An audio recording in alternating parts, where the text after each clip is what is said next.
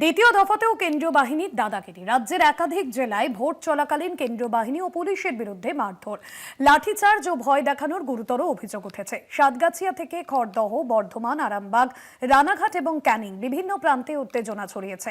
কোথাও আহত সাধারণ মানুষ, কোথাও আবার রাজনৈতিক কর্মী, আবার কোথাও ভোটারদের প্রভাবিত করার অভিযোগে সরানো হয়েছে জনপ্রতিনিধিকে।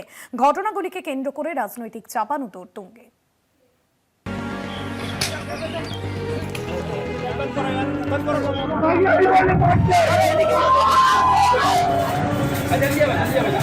I'm sorry, I have never seen this type of thing because in my life I'm fighting my election since 1984 and this time the atrocities terrible.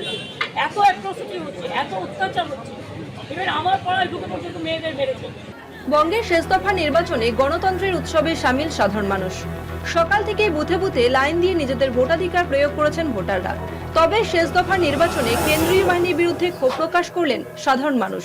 ভোটারদেরকে মারধরের অভিযোগ তুলেছেন তারা। সাতগাছিয়ার ১১৬ নম্বর বুথে শান্তিপূর্ণ ভোট চলাকালীন হঠাৎ কেন্দ্রীয় বাহিনীর লাঠিচার্জের অভিযোগ ওঠে।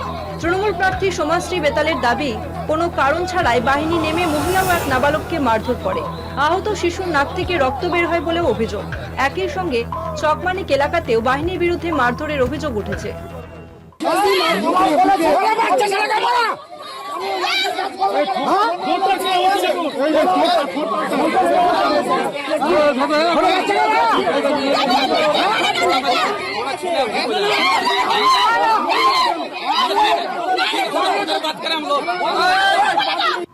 অন্যদিকে খড়দায় তৃণমূলের ব্লক সভাপতি প্রসেনজিৎ সাহার বাড়ি ঘিরে ফেলে কেন্দ্রীয় বাহিনী।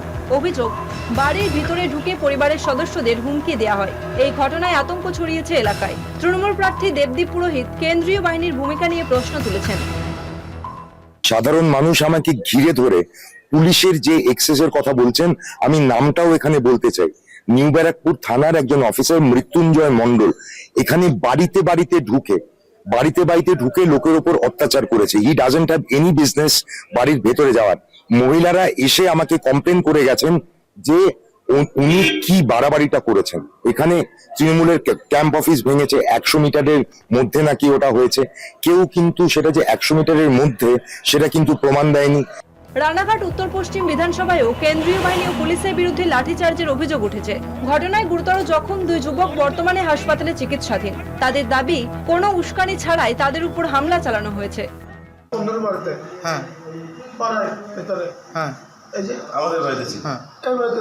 এমনকি পুলিশ বাড়িতে ঢুকেও মারছে। পুরো অন্যায়ভাবে পুলিশ সিআরপিএফ লাঠিচার্জ করেছে, পুরো অন্যায়ভাবে বিজেপি চালানো।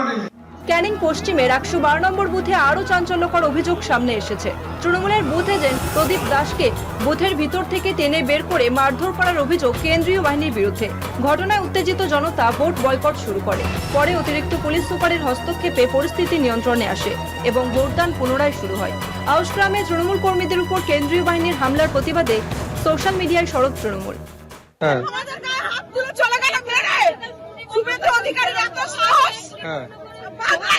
আমাদের উপর অত্যাচার করছে, আমরা মেনে নেব না, কোনদিন মেনে নেব না। এখানে ওরা তো গায়ে লাঠি করেছে, ওরা গায়ে করেছে লাঠি। তাহলে আমরা কোথায় যাব? আমাদেরকে বলতো লাঠি চার্জ করতে আসছে, আমরা গলির সামনে দাঁড়িয়ে। আমরা মেনে নেব যাইনি, গলির লোক বাইরে যাইনি।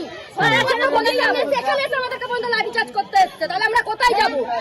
আমরা তো কারোর মধ্যে নেই, অসুস্থ মানুষ।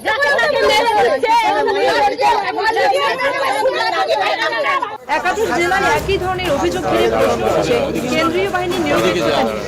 যদিও এই অভিযোগগুলি নিয়ে এখনো পর্যন্ত নির্বাচন কমিশনের তরফে বিস্তারিত প্রতিক্রিয়া মেলেনি। পরিস্থিতির দিকে নজর রাখছে প্রশাসন। কলকাতা টিভি।